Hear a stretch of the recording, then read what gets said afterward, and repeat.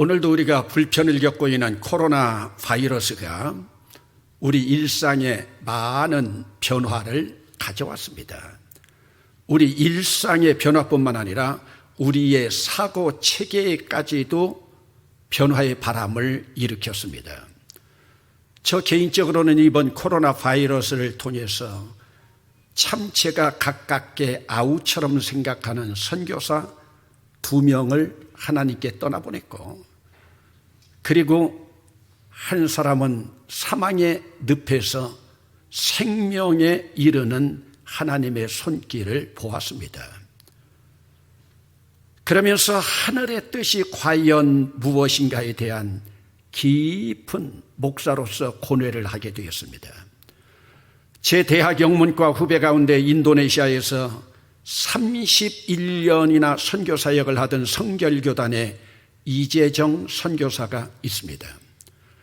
그는 코로나 바이러스 확진으로 인해서 작년 12월 21일 성탄절을 나흘 앞두고 선교사 정년 65세를 일주일 앞두고 하나님 품으로 갔습니다. 타국의 선교 지역에서 바이러스 확진으로 세상을 떠난 일이 얼마나 안타깝습니까? 역시 제 대학 후배 가운데 중앙아시아 키르기스탄에서 31년 동안 선교 활동 열심히 하던 침례교회의 오선택 선교사, 그리고 그 부인 최안나 선교사가 있는데 이들은 캠퍼스 커플이었습니다. 개척교회와 신학교 사역을 열심히 해왔는데 남편이 코로나 바이러스로 사경을 헤매게 되었습니다. 중앙아시아 모슬림 지역의 의술이 얼마나 열악하겠습니까? 사경을 헤매고 있다는 소식을 들은 침례교단 선교국에서 1억 5천만 원 이상의 경비가 드는 에어 앰뷸런스 비행기를 전세내어서 오 선교사를 이송했습니다. 그리고 병이 완전히 치료된 후에 지난 4월 말 선교지로 복귀했습니다. 코로나 바이러스만 아니었다면 우리 교회에 초청해서 만나고 싶었는데 안타까웠습니다. 죽음에서 생명을 찾은 오 선교사야말로 하나님의 전적인 은혜가 아니었겠습니까?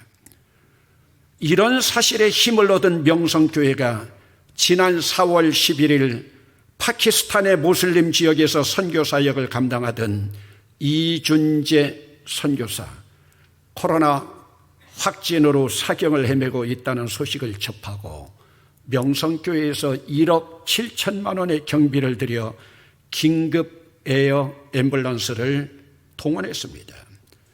그러나 이 선교사는 인천공항에 도착한 다음 날 안타깝게도 하나님의 부르심을 받았습니다.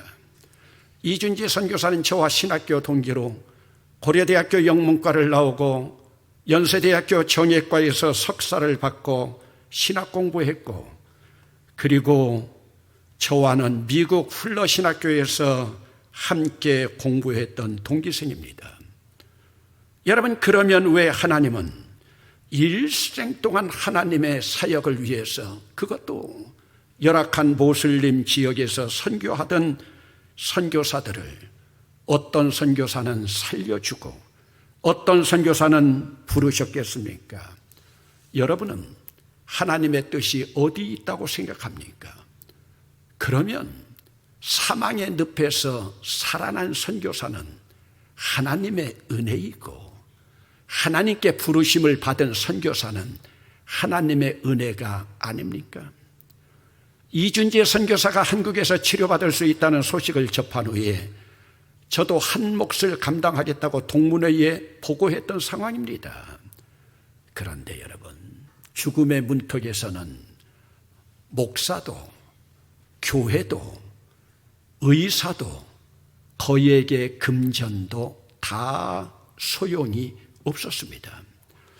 여러분, 우리는 때로 상식적으로 가정할 때 저 요양원에서 의식도 없이 연명하고 있는 100세가 넘은 할머니 불러가시지 왜 하나님의 사역을 열심히 감당하고 있는 젊은 선교사를 불러가시는가?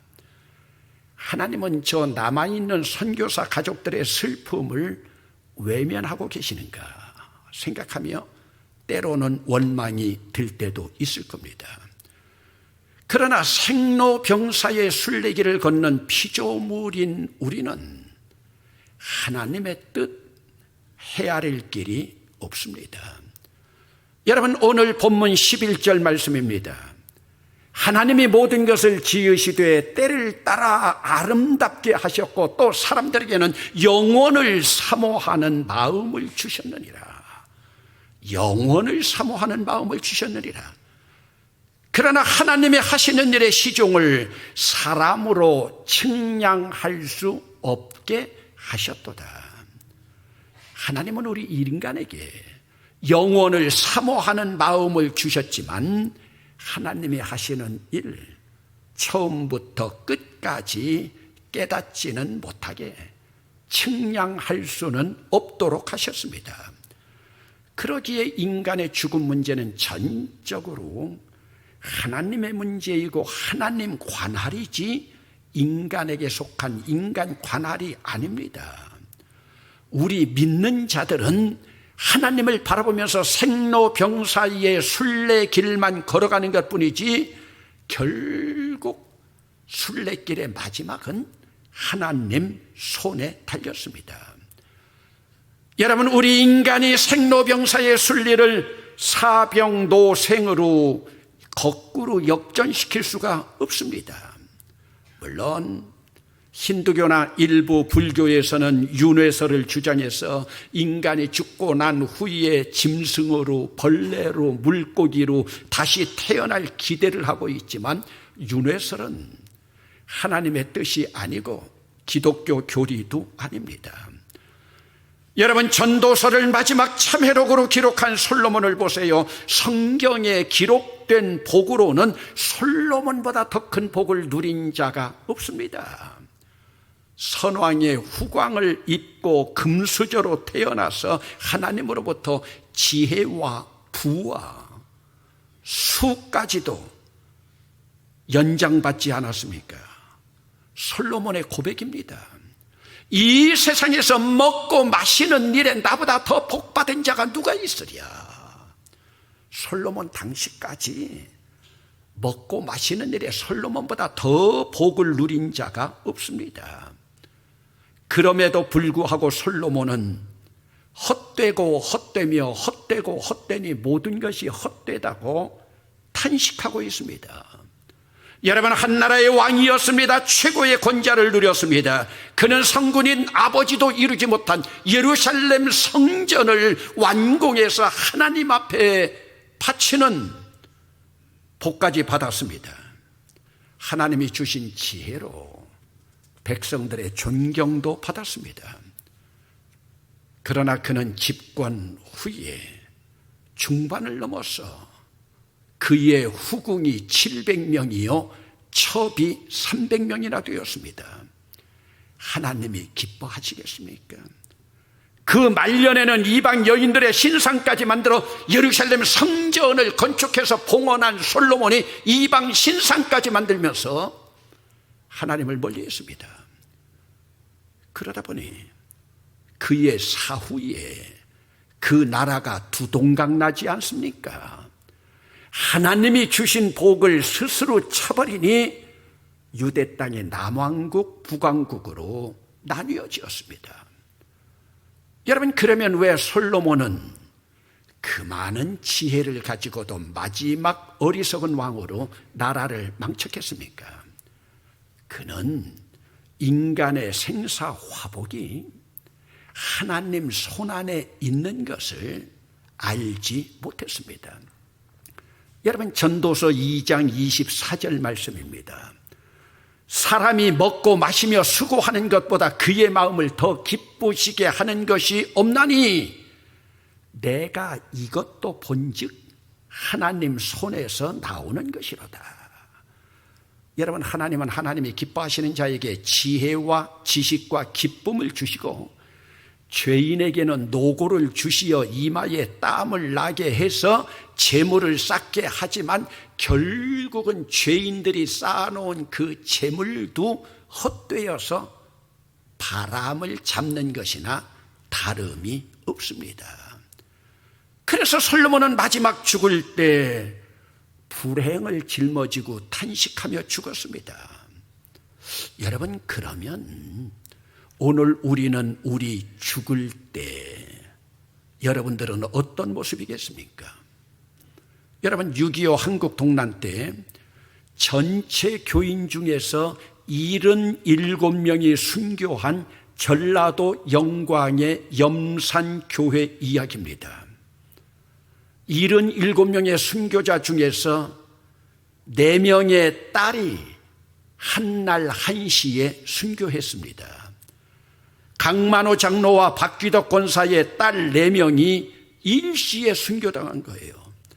당시 15살 옥자, 둘째 딸 11살 금자, 셋째 딸 8살 신자, 넷째 딸 4살 미자가 함께 끌려갔습니다.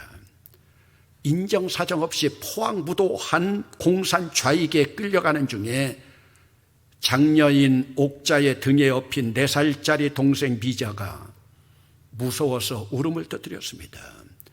그 살벌하고 무시무시한 두려운 상황 속에서 장녀 옥자는 등에 엎여 있는 동생 미자를 이렇게 달랬습니다. 울지마, 우리는 지금 천국 가고 있는 중이야. 울지마, 우리는 지금 천국 가고 있는 중이야. 여러분, 어린이답지 않게 너무도 침착하게 두려워하는 기색 하나 없이 순수하게 죽음을 받아들이는 모습에 공산당원과 이 일에 가담했던 좌익 세력들이 오히려 어린 것들을 바라보면서 두려워서 떨었다고 합니다. 죽음 앞에 의연하고 당당한 모습으로 당당히 서 있는 그들을 지켜보던 한 공산당원이 기도하는 어린 소녀의 목을 일본 대검으로 쳐 내렸습니다. 그리고 그 4명은 유유히 사라졌습니다. 바닷물이 빠진 어느 날 내 자매의 시신이 둥둥 떠올랐습니다. 내 자매의 시신 가운데 2 자매의 시신은 언니들 등에 엎여진 채로 갯벌 속에서 발견되었습니다. 목은 모두가 잘린 상태였습니다. 생전에 4명의 딸을 가슴에 묻고 살아가던 어머니, 77인의 순교자라고 하는 영상 인터뷰에서 내 딸들은 천국에 가 있을 거예요, 담담하게 고백했습니다. 먼저 보낸 딸들을 가슴에 묻고 1명도 아니고 4명을 묻고 살아가던 어머니, 인터뷰 얼마 뒤에 4명의 딸을 만나러 천국으로 떠났습니다. 여러분, 오늘 예수 믿는 우리들 천국 있다고 말하고 있는데 여러분들은 천국행을 믿고 있습니까? 여러분들이 천국행을 믿고 있다면 오늘 이 모습 이대로 하나님 앞에서 여러분들의 삶이 괜찮습니까? 여러분, 오늘 우리의 목적지가 천국이라면 우리는 어떻게 살아야 되겠습니까? 본문 12절입니다. 사람들이 사는 동안에 기뻐하며 선을 행하는 것보다 더 나은 것이 없는 줄을 내가 알았고, 사람 사는 동안에 기뻐하며 선을 행하는 것보다 더 나은 것이 없는 줄 내가 알았고. 여러분은 어떤 삶이 행복한 삶이고 하나님 기뻐하시는 삶이라고 봅니까? 믿는 자들의 삶은 은혜의 삶이 되어야 행복해집니다. 이 은혜의 삶은 노력이나 훈련이나 교육으로 되는 것이 아닙니다. 은혜의 삶은 하나님이 값없이 주시는 선물로 나타나는데 이것은 일종의 성품입니다. 이 은혜의 삶은 일종의 사람 됨됨입니다. 이것이 바로 품성입니다. 이 성품은요, 노력으로 되지 않습니다. 훈련한다고 되지 않습니다. 나이 들어간다고 되지 않습니다. 열심만으로 되는 것이 아닙니다. 하나님이 값없이 주신 그 은혜가 우리의 체질과 기질로 자연스럽게 나도 모르는 사이에 부지중에 나타나야 됩니다. 이런 은혜 아래서 살아가는 인생이라면 세상에 부러울 것 하나도 없습니다. 그러면 여러분, 이 은혜 아래 사는 것이 체질이 되고 기질이 된다면 제일 먼저 나타나는 현상이 무엇입니까? 은혜는 헬라어로 카리스라고 합니다. 은혜의 카리스 안에 살다 보면 하나님이 카리스마라고 하는 은사를 주십니다.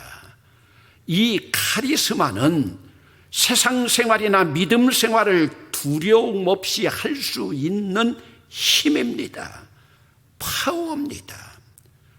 은혜 먼저 받은 자들이 카리스마를 갖게 되면 열심과 열정이 생기게 됩니다. 그러면 신앙 안에서도 힘과 능력이 생겨요.